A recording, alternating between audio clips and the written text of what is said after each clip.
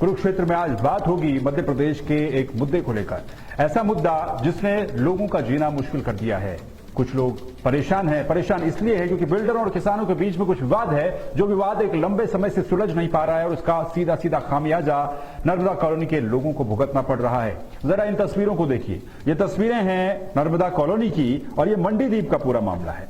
मंडीदीप एक चमचमाती औद्योगिक नगरी है, लेकिन इसके पीछे की ये तस्वीर अगर आप देखेंगे तो पाएंगे कि यहां नर्मदा कॉलोनी आज भी अपनी बदहाली के आंसू बहा रही है। यहां तकरीबन 50 से 70 परिवार रहते हैं जिनका जीना मुहाल हो चुका है। वजह यह है कि बिल्डर और जमीन के मूल किसानों के बीच जो 2 सालों से आपसी विवाद चल रहा है, ये विवाद सुलझ नहीं पाया।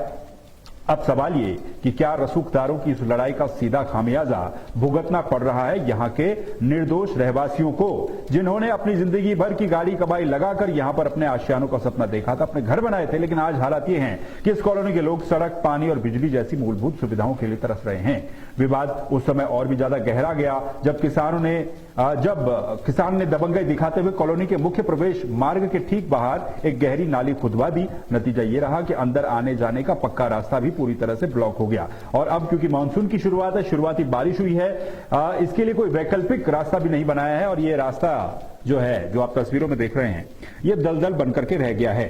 अब ये पूरा मामला, जरा हैरानी वाली बात ये सुनिएगा कि पीड़ित जनता का ये कहना है कि ये पूरा मामला पिछले 3 सालों से गौरगंज एसडीएम कोर्ट में लंबित है। जनता यहां की चक्कर काट काट कर थक चुकी है, लेकिन दफ्तर से सिर्फ और सिर्फ खोखले आश्वासन मिलते हैं। जब नगर पालिका प्रशासन के पास हमारी टीम पहुंची, उनसे पूछा गया तो उन्होंने इस क्षेत्र को अवैध कॉलोनी का टैग देकर के अपने हाथ खड़े कर दिए। सवाल यह कि जब रजिस्ट्री हो रही थी, तब जब टैक्स वसूला जा रहा था, तब ये अवैध थी या नहीं, तब ये वैध कैसे थी? और इन्हीं सवालों को लेकर के आज चर्चा भी करेंगे कि इस तरह की जो अवैध कॉलोनियां हैं, जिनका जिक्र करना बहुत ज्यादा जरूरी है। मंडीदीप के दूसरी जगहों पर भी ऐसी अवैध कॉलोनियों की बातें कई बार सामने आती हैं। मध्य प्रदेश में कई जगहों पर सामने आती है, लेकिन अवैध कॉलोनियों को लेकर के एक सवाल मन में उठता है कि जब ये कॉलोनियां बसती है, जब यहां पर कनेक्शन होते हैं, जब यहां पर प्लॉट्स बेचे जाते हैं, तब क्यों नहीं ये बात देखी जाती कि कॉलोनी वैध है या अवैध? और इसका नतीजा ये होता है जो आप ये तस्वीरों में दिख रहे हैं कि किस तरीके से एक मोटरसाइकिल सवार बड़ी जद्दोजहद कर रहा है और ये नाला खुदवा दिया गया है। न सड़क है, न आने जाने का रास्ता है और जनता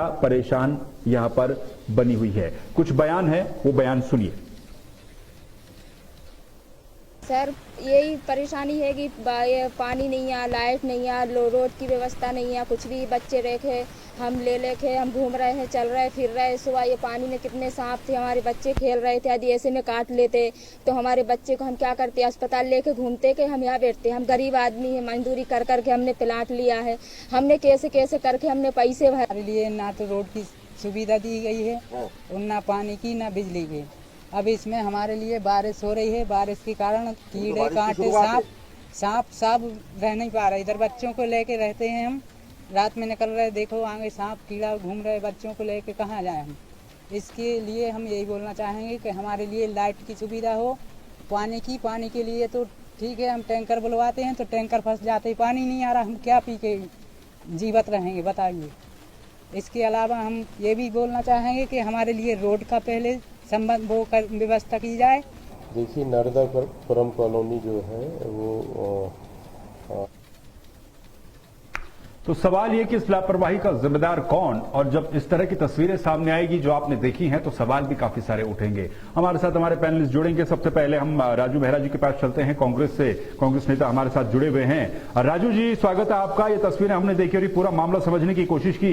एक तो अवैध कॉलोनी को लेकर के काफी ज्यादा हंगामा मचा हुआ है, लेकिन सवाल यह है कि जब कॉलोनियां बनती हैं तब वैध अवैध नहीं देखा जाता। और अब स्थिति यह है कि 50 से 70 परिवार वहां पर रह रहे हैं नर्मदा कॉलोनी में, और जो तस्वीरें हैं वो बड़ी झकझोर कर रख देने वाली है। ना सड़क है, ना बिजली है, ना पानी है। क्यों ऐसी स्थितियां आती हैं? धन्यवाद। पहले तो मैं तेलका न्यूज को बहुत बहुत आभार प्रकट करूंगा कि उन्होंने इतने गंभीर विषय पर इस मामले को उठाया, वहां के रहवासियों से जाके चर्चा करी। ये एक नर्मदा कॉलोनी का ही मामला नहीं है, मंडीदीप के आसपास लगभग कई कॉलोनियां ऐसी हैं जो बरसों पहले बन गई हैं। वहां पे बेचारे गरीब लोग अपने गाड़ी कमाई लगाकर, क्योंकि मंडीदीप इंडस्ट्रीज एरिया है, मजदूर लोग हैं बेचारे, जैसे तैसे 1000, 10,000 की 10,000, 15,000 की नौकरी करते हैं और उसमें से हल्का फुल्का जो उनके बच्चों की फीस और इन सबको देने के बाद जो उनकी छोटी सी कमाई का थोड़ा सा हिस्सा बचता है, उससे वो छोटा प्लाट खरीद के और मकान बना लेते हैं। लेकिन उनको जब वो बेचारे वहां रहने जाते हैं और जब उनको मूलभूत जो सुविधाएं हैं, पानी है, सड़क है, इन तमाम जब मूलभूत सुविधाओं की वो बात करते हैं तो वो बता दिया जाता है कि वो अवैध कॉलोनी है।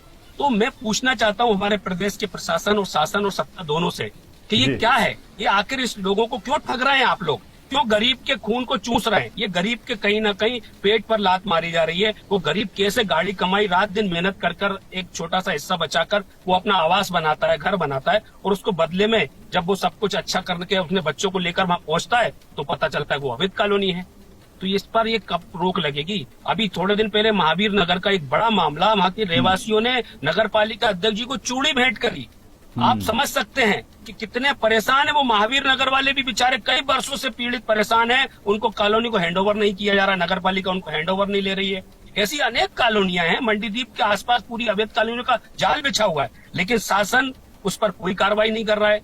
बाद में जब बेचारा गरीब एक मजदूर फंस जाता है, जो वहां पे प्लाट लेकर मकान बनाता है, वो फंस जाता है। नहीं, लेकिन राजू मेहरा जी, इस मामले में जो बात ये सामने आई थी कि भाई बिल्डर और जो किसान है उनको लेकर के कोई विवाद है, 3 साल से मामला कोर्ट में चल रहा है, और आप क्योंकि इस देश में जो मामला कोर्ट में चला जाता है तो एक लंबा प्रोसेस उसमें लग जाता है।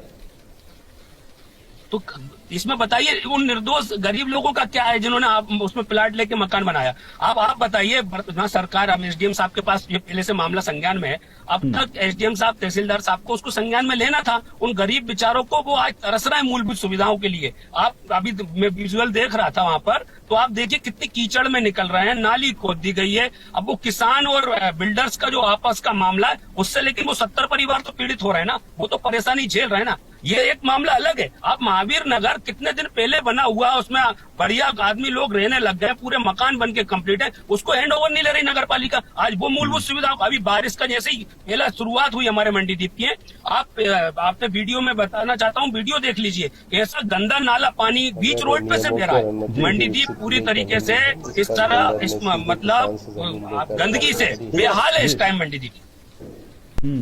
बिल्कुल, तो ये आपने कहा। और हमारे साथ क्योंकि बाकी के हमारे जो पैनलिस्ट हैं वो भी जुड़ चुके हैं। शिव कुमार भार्गव जी हैं, भगवा पार्टी के अध्यक्ष हैं, आपका भी स्वागत है। भार्गव जी, राजेंद्र अग्रवाल जी, पालिका प्रतिनिधि के, नगर पालिका के जो अध्यक्ष हैं उनके प्रतिनिधि के तौर पर बीजेपी नेता हमारे साथ जुड़े हैं, आपका भी स्वागत है। अजय आहूजा हमारे स्टेट हेड हमारे साथ जुड़े हुए हैं। राजेंद्र अग्रवाल जी के पास हम चलेंगे क्योंकि नगर पालिका अध्यक्ष के प्रतिनिधि के रूप में इस चर्चा में जुड़े हुए हैं। सर, ये जो मामला सामने आया है नर्मदा कॉलोनी का, और इस तरीके से जैसा राजू मेहरा जी ये भी बता रहे हैं कि इसके अलावा मंडीदीप में कई ऐसी कॉलोनियां हैं जो पहले बस जाती हैं, बन जाती हैं, लेकिन जब सुविधाओं की बारी आती है तो कह दिया जाता है कि ये अवैध है। उस वक्त वैध अवैध क्यों नहीं देखा जाता है, अब क्यों देखा जा रहा है जब लोग 70 परिवार वहां पर इसको सफर कर रहे हैं?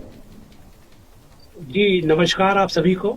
जी, आपने जैसा राजू मेहरा जी ने बताया, हमारा जो पिछले 4 साल का जो कार्यकाल है और जितनी एफआईआर हमने बिल्डर से खिलाफ करी है उससे पहले रिकॉर्डेड कभी नहीं हुई, लेकिन उसमें कानून का फायदा उठा के कई बिल्डर्स ने हाई कोर्ट में स्टे लिया है। हम माननीय कोर्ट के आगे नतमस्तक है।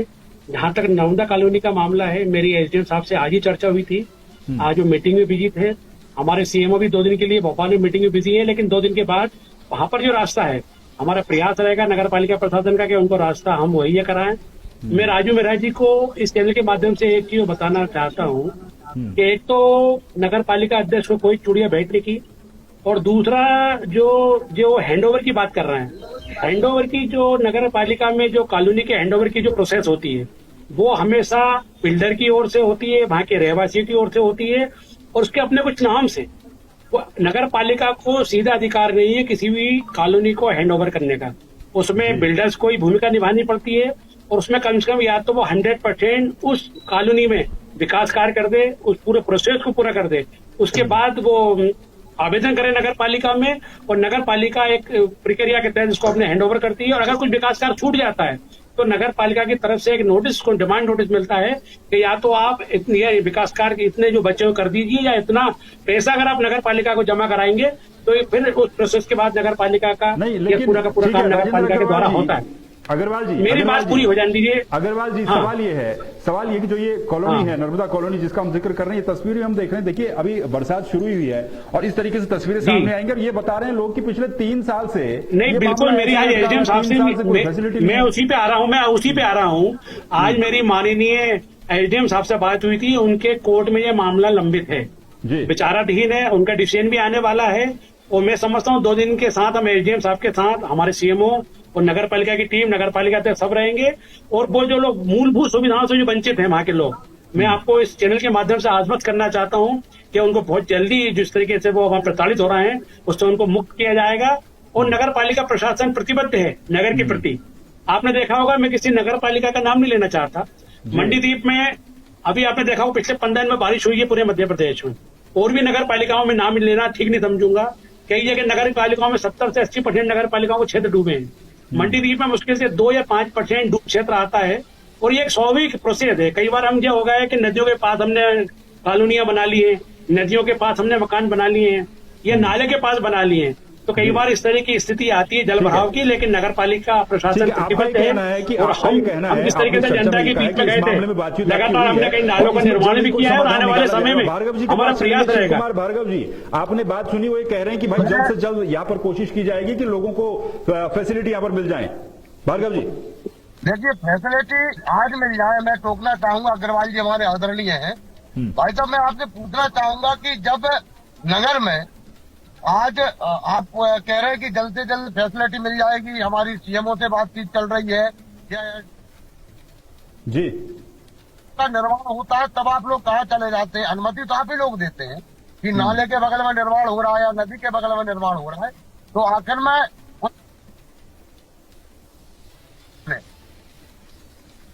अग्रवाल जी, मेरा आपसे प्रश्न है कि आप नगर पालिका अध्यक्ष प्रतिनिधि हैं अभी वर्तमान में, जब नाले के बगल में या नदी के बगल में निर्माण हो रहा है, मेरी बात आ रही है, आवाज आ रही मेरी? अभी जो चाहे की बात कर रहा हो या चाहे महावीर नगर की बात कर रहा हो, पिछले 4 साल में जब प्रियंका अग्रवाल जब से नगर पालिका अध्यक्ष बनी है, 1 या 2 कॉलोनी का निर्माण हुआ जिसको हमने रोक दिया है नोटिस देके। ये सारी की सारी कॉलोनी है, ये जितनी भी जो आज आपको दिख रही है जो समस्याएं हैं, ये हमको सब विरासत में मिली है और हमारा प्रयास है, हम प्रयास कर रहे हैं कि आने वाले समय में बहुत जल्दी हम लोगों को कराएंगे। जानकारी ये भी होता है।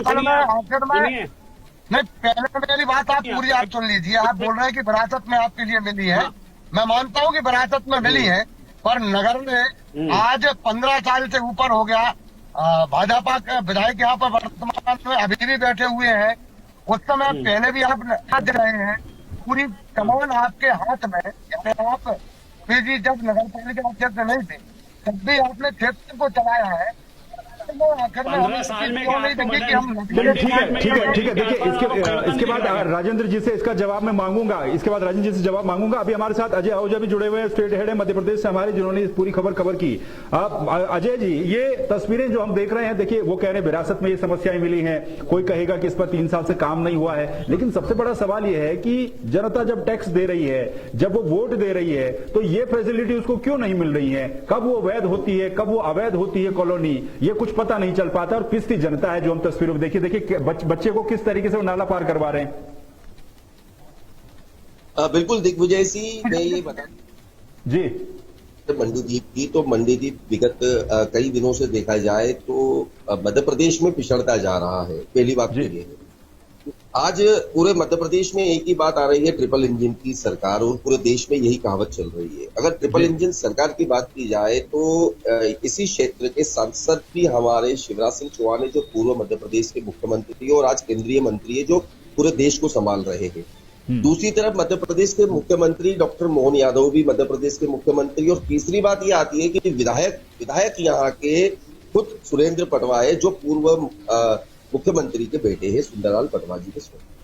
तो कहीं ना कहीं पर जनता की जो ये स्थितियां यहाँ पर देखी जा रही है, यहाँ के नेताओं को ट्रिपल इंजन सरकार को क्यों दिखाई नहीं देती है। जब मीडिया इस चीज को कवरेज करता है, तेलका डिजिटल की टीम वहां पर जाकर कवरेज करती है, तो अधिकारियों को इस बात का संज्ञान आता है कि यहाँ पर 60-70 परिवारों की स्थिति बद से बदतर स्थिति में बनी हुई है। एक छोटे मासूम बच्चे को नाले के बाहर लेके आया जाता है। कल से अगर कोई हादसा होता है और बच्चे के साथ घटना घटित होती है तो उस समय ये क्या करेंगे?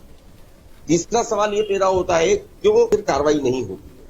अगर कार्रवाई की बात करें तो कार्रवाई सिर्फ बिल्डर के ऊपर क्यों हो रही है? किसान के ऊपर भी कार्रवाई होना बहुत जरूरी हो चुका है, क्योंकि किसान जरा सी लालच में एक छोटे से 100 रुपए 500 रुपए के एग्रीमेंट के आधार पर करोड़ों रुपए एक बिल्डर से लेकर डकार लेता है। जब उसे लगता है कि इसे घाटा हो रहा है तो कहीं ना कहीं पर पल्ला झाड़ते हुए उस पर खेत जोत देता है। पिछले 2 साल से इसी जमीन के ऊपर कई प्रकार के विवाद आए। इसी जमीन के ऊपर गेट लगा दिया गया किसान के द्वारा। बिल्डर के ऊपर 4 से 5 FIR दर्ज हो चुकी है। तो कहीं ना कहीं पर इस जो लक्षण व्यवहार चल रहा है, प्रशासन की तरफ से भी कार्रवाई ढीलम ढाल चल रही है। 2 साल से केस माननीय SDM कोर्ट में चल रहा है, कोई उसका निराकरण नहीं निकल रहा है, जिसका नतीजा आज यहाँ पर देखने को मिल रहा है। जब ये केस दर्ज किया गया था उस वक्त सिर्फ और सिर्फ वहां पर 5 या 10 मकान मौजूद थे। आज वहां पर 70 मकान हो चुके हैं। अब ये भी उम्मीद की जा रही है जब तक ये केस चलेगा तब तक वहां पर 500 मकान हो जाएंगे।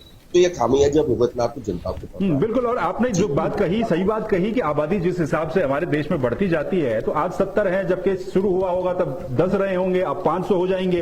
राजू मेहरा जी, आपने बात सुनी, जो अग्रवाल जी हमारे साथ जुड़े हुए हैं, उनका कहना यह था कि आपने जिन दूसरी कॉलोनियों की बात की है उनका मामला अलग है और इस मामले में भी बातचीत हो गई है, जल्द समाधान हो जाएगा। आदरणीय बबलू भैया बड़े भाई हैं और उन्होंने कहा है कि हमें कुछ विरासत में मिला है। तो मैं पूछना चाहता हूँ, विरासत को संभालने की जिम्मेदारी तो हम लोगों की है ना। अगर विरासत में मिला है तो उसको सही बेहतर ढंग से चलाना ये जिम्मेदारी हम बारिशों की है। तो हम जब 4 साल के जनप्रतिनिधि हो चुके हैं, 4 साल होने को है हमारे लगभग कंप्लीट, अगर हम 4 सालों में अगर हमारे क्षेत्र के लोगों की हम समस्या दूर नहीं कर पा रहे हैं तो ये नाकामी किसकी है?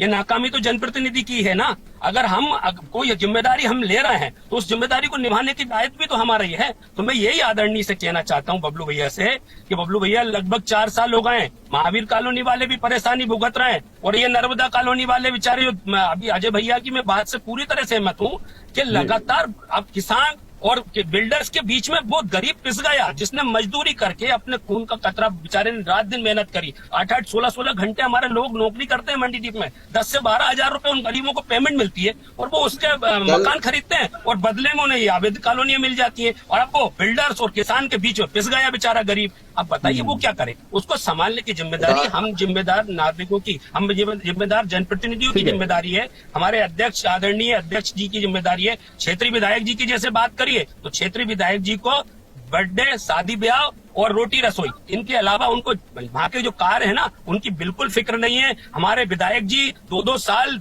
6-6 महीने क्षेत्र से गायब हो जाते हैं, फिर अचानक से आते हैं तो बर्थडे में चले जाते हैं, शादी ब्याह में चले जाते हैं। मैं विधायक जी से कहना चाहता हूँ, माननीय, इस जनता ने 15 साल 20 साल आपको चुनते हुए हो गया, आपके पिताजी को भी चुना, आदरणीय सुंदरलाल पटवा जी मुख्यमंत्री रहे, लेकिन इस क्षेत्र को, पूरे भोजपुर को विरासत में सिर्फ गंदगी मिली है, परेशानी मिली है। तो उन इंजनों को भी आप गिना रहे हैं समय पे। अजय आहूजा जी कुछ कहना चाह रहे हैं, उसके बाद दूसरे पैनलिस्ट के पास चलेंगे। अजय जी बोलिए। मैं यही कहना चाहता हूं कि कल यदि वहां पर कांग्रेस होती या भारतीय जनता पार्टी होती या आप पार्टी होती या भगवा पार्टी होती, तो मैं दावे के साथ कह सकता हूं कि उन गरीब परिवार के लोगों के आंसू देखकर आप भी पसर जाते। कल एक महिला ऐसा रोई है कि उसने कहा कि मैंने पाई जोड़कर 2 लाख रुपए बिल्डर को, किसान को दिए हैं और आज हमें अंधेरे में छोड़ रखा है, न लाइट है न बिजली है। ये इस गरीब औरत की हाय कहाँ पे कौन लेगा? क्या भारतीय जनता पार्टी लेगी, क्या कांग्रेस लेगी, या वो बिल्डर लेगा?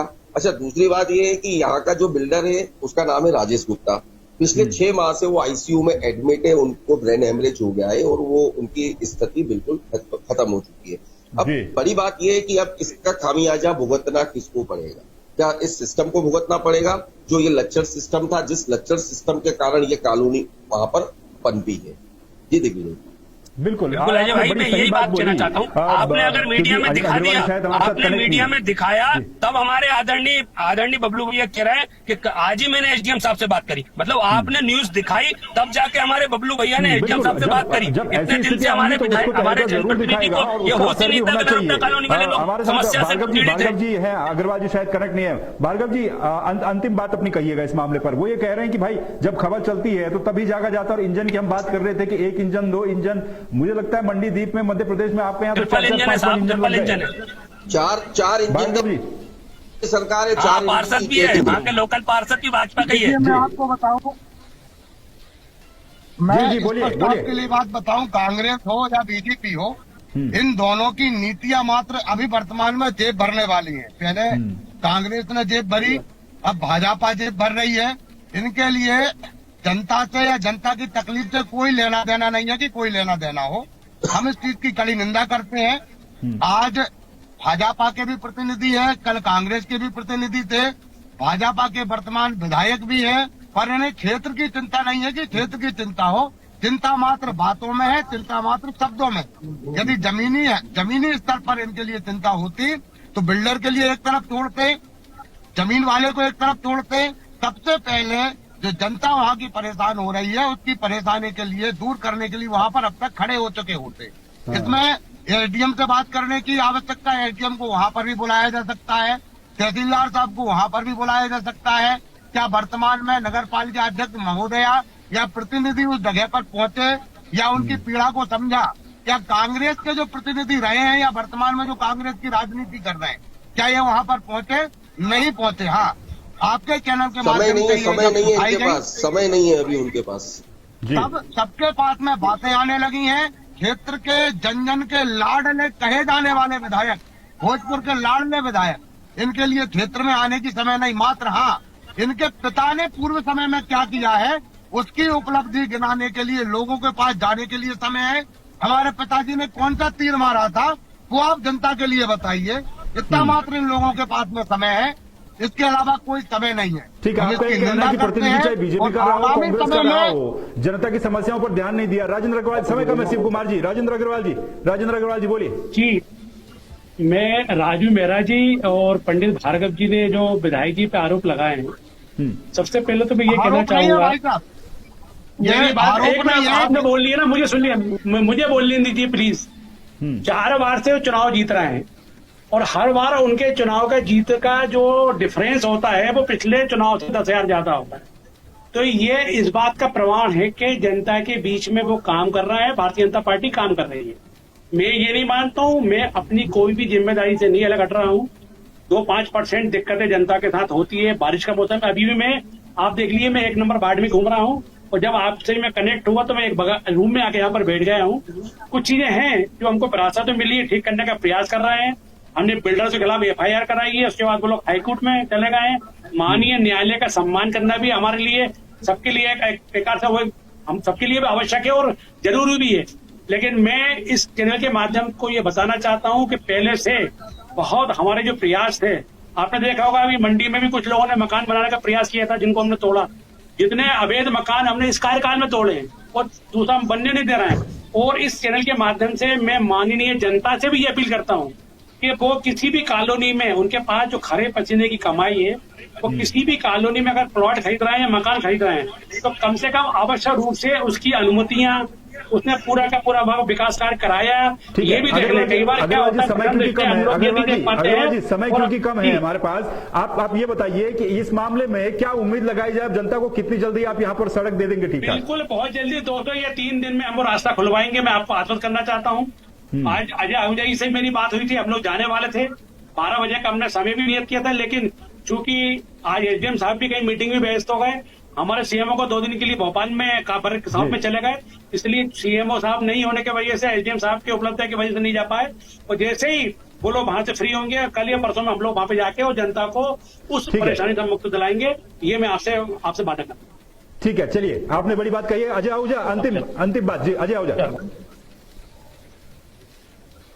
पता होता है तो उसका जिम्मेदार कौन होगा? मध्य प्रदेश के मुख्यमंत्री एक कलम चलाएंगे कि इन अधिकारियों को यहाँ से वहां पर ट्रांसफर कर दिया जाए। इस बीच में अगर कोई हादसा होता है उसका जिम्मेदार कौन? बारिश का टाइम है, करंट फैला हुआ है, पानी नहीं है, छोटी जिंदगियां खतरे में, स्कूल खुल चुके हैं, बच्चों की आवाजाही पे काफी बड़ा असर पड़ रहा है, क्योंकि बाहर जो रोड से बाहर जाकर कम से कम 500 मीटर का दायरा है और जो बिल्कुल फिसलन वाला है, गाड़ियां वहां तक पहुंच नहीं पा रही है। कई महिला से कोई प्रसूता महिला को कोई तकलीफ होती है, कोई हादसा होता है, तब वहां एम्बुलेंस और कोई सुविधा कैसे मुहैया की जाएगी या हेलीकॉप्टर लाया जाएगा CM साहब का? बिल्कुल, ये वाजिब सवाल है कि जिम्मेदारी किसकी होगी। लेकिन क्योंकि वो प्रतिनिधि के तौर पर हमारे साथ जुड़े थे तो आश्वासन देकर के कहेंगे भाई 2-3 दिन में वहां पर कॉलोनी वासियों को चीजें जो है वो मिल जाएंगी प्रॉपर। अब जब इस देश में काशी को क्योटो बनाने की बात होती है तो क्यों नहीं मंडीदीप की नर्मदा कॉलोनी, इसकी एक रोड ठीक हो सकती है। बहुत बहुत शुक्रिया राजू मेहरा जी, शिव कुमार भार्गव जी, अजय आहूजा जी, राजेंद्र अग्रवाल जी हमारे साथ इस चर्चा में जुड़ने के लिए। चर्चा और सवाल बस यही है कि जो छोटी छोटी कॉलोनियां हैं जिनको पहले बसाया जाता है लेकिन बाद में उसमें वैध अवैध का भेद हो जाता है और वैध अवैध के भेद के चक्कर में कैसी सड़कें बन जाती हैं, कैसी फैसिलिटी, कैसी लोगों को सुविधाएं मिल जाती हैं, ये हमने इन तस्वीरों में देखा और इस पूरे मामले से हम ये बात समझ सकते हैं। लेकिन बड़ा सवाल ये है कि जो जनता जनप्रतिनिधियों को वोट देती है उस जनता को वो फैसिलिटियां क्यों न मिले जिनकी वो हकदार है। यहां पर भी मामला ठीक वही है, मामला कोर्ट में भी लटका हुआ है, लेकिन आश्वासन यह मिला है कि 2 से 3 दिनों में स्थितियां ठीक हो जाएंगी। क्योंकि जब जनता को क्योटो जाने के सपने दिखाए जा सकते हैं तो कम से कम सामान्य सी सड़कें तो जरूर दी जा सकती हैं। कुरुक्षेत्र में फिलहाल के लिए बस इतना ही। बाकी खबरों के लिए आप देखते रहिए तहलका डिजिटल। नमस्कार।